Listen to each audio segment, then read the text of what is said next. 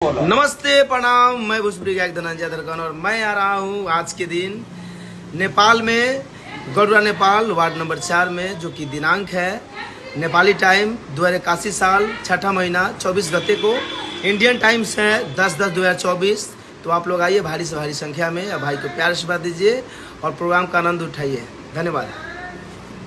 नमस्ते प्रणाम। मैं भोजपुरी गायक धनंजय दरगन और मैं आ रहा हूँ आज के दिन नेपाल में गरुड़ा नेपाल वार्ड नंबर 4 में, जो कि दिनांक है नेपाली टाइम 2081 साल 6ठा महीना 24 गते को। इंडियन टाइम्स है 10/10/2024। तो आप लोग नमस्ते प्रणाम। मैं भोजपुरी गायक धनंजय दरगन और मैं आ रहा हूँ आज के दिन नेपाल में गरुड़ा नेपाल वार्ड नंबर 4 में, जो कि दिनांक है नेपाली टाइम 2081 साल 6ठा महीना 24 गते को।